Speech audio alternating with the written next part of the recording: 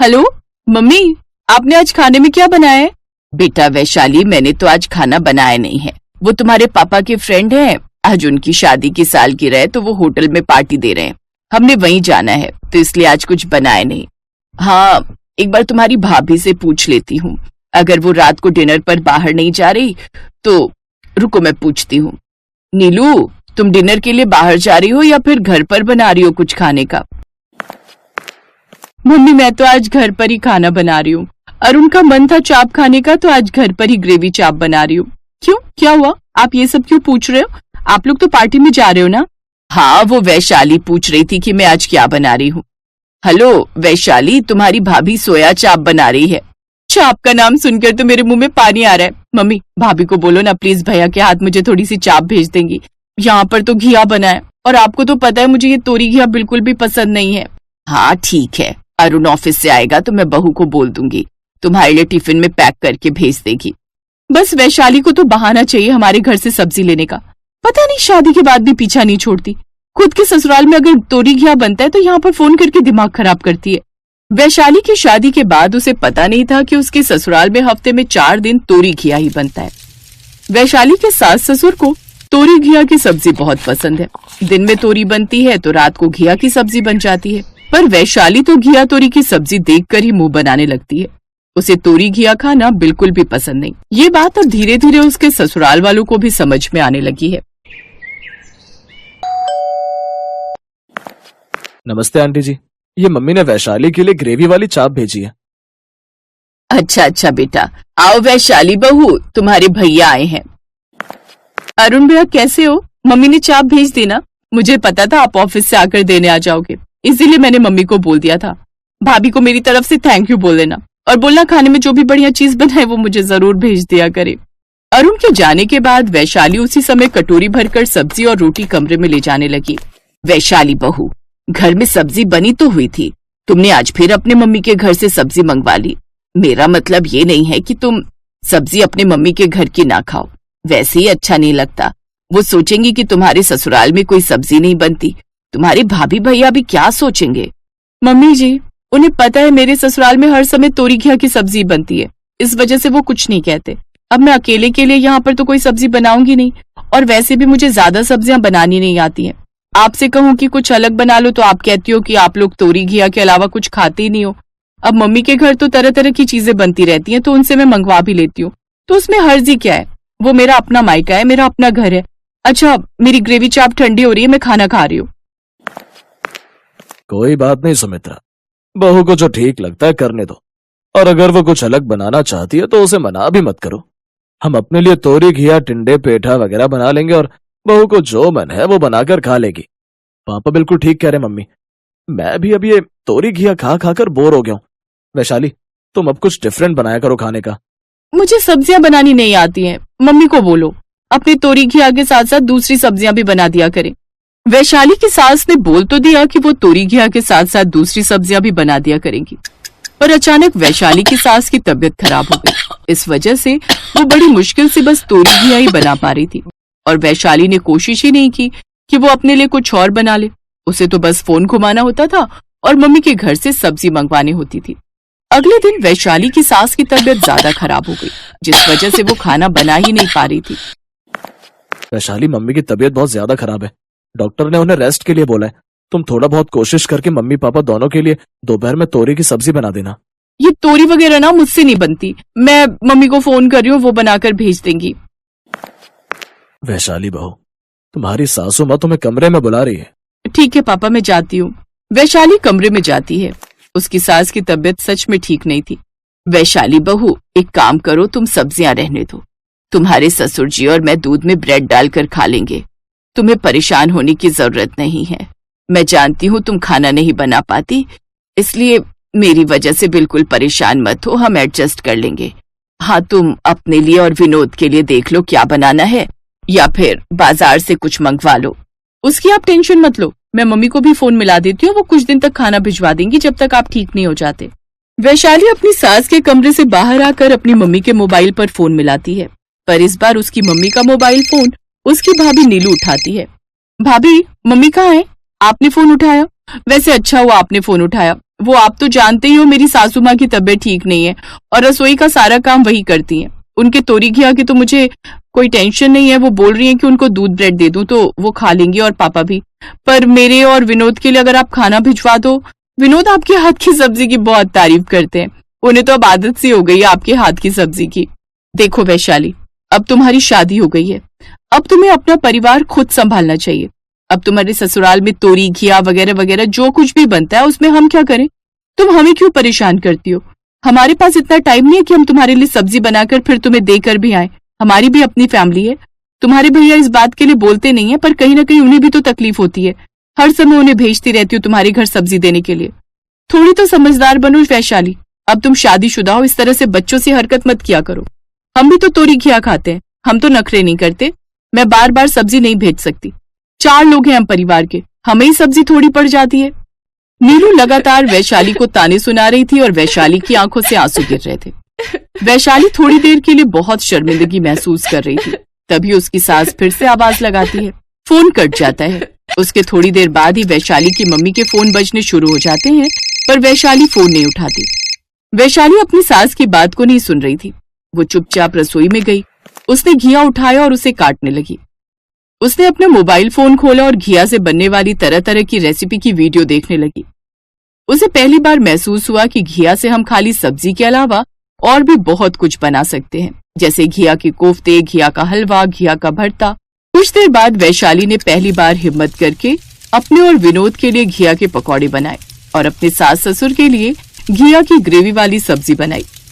जोश जोश में वीडियोस देखकर वैशाली ने उस दिन पहली बार बहुत ही टेस्टी घिया की ही 2-3 चीजें बना ली। ये अचानक से तुम्हें क्या हो गया वैशाली? तुमने तो अनुभवी कुक की तरह इतना बढ़िया खाना बना लिया, वो भी घिया का। ऐसा क्या हुआ तुम्हारा चेहरा भी उतरा हुआ है, पर खाना भी बहुत टेस्टी बना है। बात कुछ मिक्स नहीं हो रही। विनोद, तुम्हें आम खाने से मतलब है या फिर गुठलियां गिरने से? तुम्हें यही था ना कि मैं खाना बनाऊं। अब तुम टेंशन मत लो। आज के बाद इस घर में तोरी घिया बनेगा, पर अलग अलग तरह से। अब मैं खुद खाना बनाऊंगी, किसी से कुछ मांगूंगी नहीं। कोई समझे या ना समझे, वैशाली की सास उसकी इस बात को समझ गई थी कि वैशाली की भाभी ने उसे जरूर कुछ ऐसा कहा है जिससे उसके मन को बहुत ठेस पहुंची है। वैशाली की मम्मी मिलने आती हैं। उन्हें बुरा लगा था कि नीलू ने उनकी बेटी से इतना कुछ कह दिया। वैशाली, तू क्यों अपनी भाभी की बात का बुरा मान रही है? मम्मी, मैंने उनकी बात का बुरा नहीं माना। कहीं ना कहीं उनकी बातों ने मुझे सही राह दिखा दी और मैं बहुत खुश हूँ। देखो ना, मैंने आज घिया का हलवा बनाया है, खाकर बताओ कैसा बना है।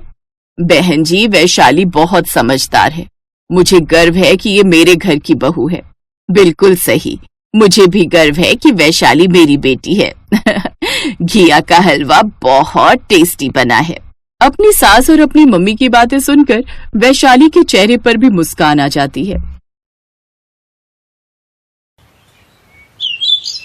मदन एक गरीब किसान था। उसके पास जमीन का एक छोटा सा टुकड़ा था जिस पर वो खेती करके गुजारा करता था। इस बार उसे पूरा यकीन था कि वो अपनी खेती से अच्छे पैसे जोड़ लेगा, पर गांव में सूखा पड़ गया। बारिश नहीं हुई, इसलिए उसकी फसल खराब हो गई। जमींदार साहब, ये आपके कर्जे के सारे पैसे, आप गिन लो। अरे ठीक ही होंगे, और अगर कम भी हुए तो शहर आ जाऊंगा तेरे से सारे पैसे लेने के लिए। सूखे के कारण मदन को फसल में घाटा हुआ था। इस कारण उसे अपना घर और जमीन बेचकर जमींदार से उठाया कर्ज चुकाना पड़ा। अब उसके पास यहाँ रहने के लिए कुछ भी नहीं था, इसलिए वो अपनी पत्नी और दोनों बच्चों के साथ शहर जाने की तैयारी करने लगा। कमला, सारा सामान बांध ले। अब हमारे पास यहाँ रहने के लिए कुछ भी नहीं है। शहर में कारखाने में नौकरी मिल जाएगी, ज्यादा नहीं तो कुछ तो महीनों के पैसे आ ही जाएंगे। सामान क्या ही है, सब तो बिक गया। बस थोड़े बहुत पहनने के कपड़े हैं, वो मैंने इस थैले में भर लिए हैं। सुमन, राजू, तुम दोनों भी इस थैले में अपने कपड़े डाल लो। बापू, इस घर से हमारी कितनी यादें जुड़ी हुई हैं। अभी ये घर जमींदार साहब के नाम हो जाएगा। अब इस घर में वही रहेंगे ना बापू? दीदी, वो बोल रहे थे वो इस घर को तोड़वा कर यहाँ नई फैक्ट्री लगाएंगे। हमारा पूरा घर टूट जाएगा। चलो बच्चों, देर हो रही है, बस छूट जाएगी। मदन परिवार को लेकर शहर की बस में बैठ गया। सबकी आंखों में आंसू थे। मदन अपने दोस्त रतन के घर पहुंचा। रतन ने उसे काम भी दिलवा दिया, पर चिंता के कारण मदन की तबीयत अचानक खराब हो गई। मदन को रतन के घर रहते कुछ दिन हो गए थे। अब रतन की पत्नी उसे सुनाने लगी देखो, मैंने तुम्हें कहा था 1 या 2 दिन से ज्यादा ये लोग यहाँ नहीं रुकने चाहिए, पर इन्हें यहाँ रुके पूरे 6 दिन हो गए हैं। ये तो तुम्हारे साथ काम करने के लिए आया था और इसने आते ही खटिया पकड़ ली। अब हमने थोड़ी ठेका लिया हुआ है जो इसका इलाज करवाएंगे। इसे बोलो अपनी पत्नी और बच्चों के साथ यहाँ से जाए, वरना मैं अपने मायके चली जाऊंगी। अब मालती धीरे बोलो, मदन की पत्नी रसोई में ही है, वो हमारी बातें सुन लेगी। अरे सुनती है तो सुन ले, मैं नहीं डरती। मदन की पत्नी सब कुछ सुन चुकी थी। वो रतन के पास गई और बोली, भैया बस 1-2 दिन और मैं यहाँ रुकना चाहती हूँ। आपको तो पता ही है इनकी यहाँ आते से ही तबीयत खराब हो गई। इन्होंने चिंता को दिल से लगा लिया। डॉक्टर ने आपके सामने ही कहा कि इनका दिल कमजोर है, चिंता से इन्हें कुछ भी हो सकता है। मैं नहीं चाहती कि इन्हें कोई चिंता घेरे। मैं आज ही किसी काम की तलाश में चली जाऊंगी। जैसे ही मुझे काम मिलेगा हम लोग यहाँ से चले जाएंगे। बस 1-2 दिन भाभी और हमें यहाँ रुकने दो। रतन की पत्नी उस समय चुप हो गई, पर अब चिंता का कारण था कमला को काम ढूंढना, क्योंकि रतन भी इससे ज्यादा मदद और नहीं कर सकता था। कमला को जल्द से जल्द काम ढूंढकर यहाँ से जाना था।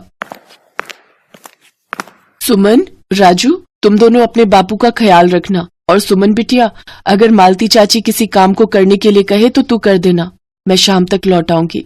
ठीक है माँ, चाची मुझे कपड़े धोने के लिए बुला रही थी, मैं वहीं जा रही हूँ। राजू, तू बापू के पास बैठ जा।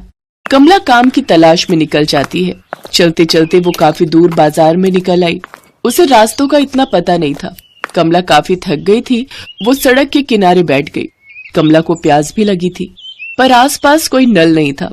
तभी उसकी नजर एक होटल पर गई। थोड़ी हिम्मत करके वो उस होटल के पास गई। भैया, थोड़ा पानी पीने को मिलेगा? बहुत प्यास लगी है। श्याम, इन्हें एक गिलास में पानी दे दे। ये लो। बहुत बहुत शुक्रिया भैया। अब भैया, मैं इस शहर में नई हूँ, काम की तलाश में निकली हूँ। क्या मेरे लिए कोई काम मिल सकता है? बहन, यहाँ तो सारे लड़के ही काम करते हैं। खाना बनाने का काम इन्हीं की जिम्मेदारी है। हमारे यहाँ कोई महिला काम नहीं करती, इसलिए मैं तुम्हें नहीं रख सकता हूँ। भैया, वो शांति दीदी ने जो ठेला लगाया है वो कुछ दिनों से बीमार हैं। उन्होंने मुझे बोला था कि कोई रोटी बनाने वाली हो तो मैं उन्हें बता दूं। अगर वो वहां लग जाती है तो बहुत अच्छा रहेगा। हाँ, तो इसमें बुराई क्या है? तू इन्हें उनसे मिलवा दे। जाओ बहन, इसके साथ चली जाओ, ये तुम्हें शांति से मिलवा देगा। बड़ी भली है शांति स्वभाव की, वो तुम्हें काम पर रख लेगी। ठीक है भैया, आपकी बड़ी मेहरबानी। होटल का नौकर कमला को शांति के पास ले जाता है। देखो बहन, ठेला तो बहुत मन से खोला था मैंने, पर क्या करूं, तबीयत खराब के कारण बहुत समय से काम बंद पड़ा है। कर्ज वाले कर्जा मांग रहे हैं, पर मैं पूरा दिन ठेला नहीं लगा सकती। तुम कुछ अच्छा बनाना जानती हो तो तुम वो ठेले पर बेचना शुरू कर दो। जितनी कमाई होगी उसमें से थोड़ा हिस्सा तुम्हें भी दे दूंगी। अगर आप कहो तो मैं बैंगन का भरता और तंदूरी रोटी बहुत अच्छी बना सकती हूँ। गांव में मेरे हाथ के बैंगन के भरते की सब बहुत तारीफ करते थे। यहाँ भी सबको बहुत अच्छा लगेगा।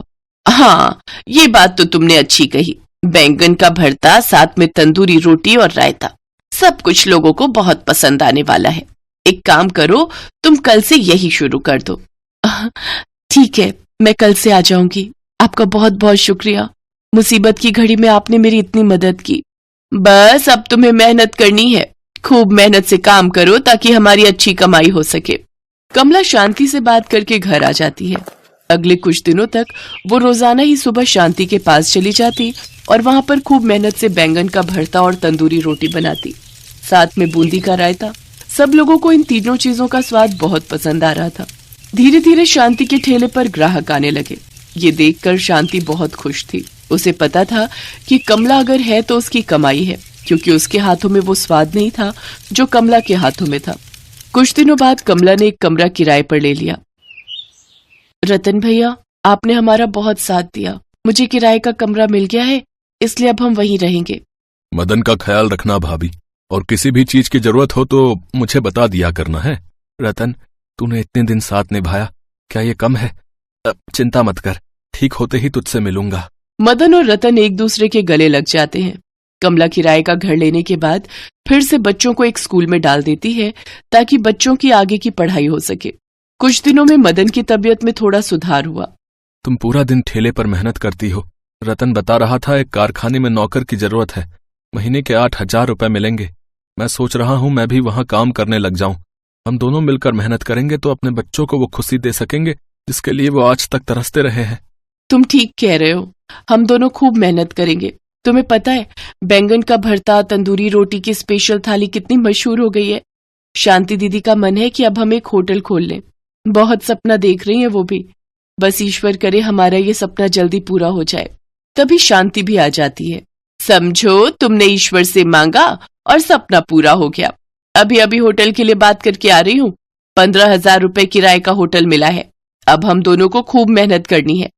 अरे भाई, अब होटल में काम करने जा रहे हैं तो मुंह मीठा तो करा।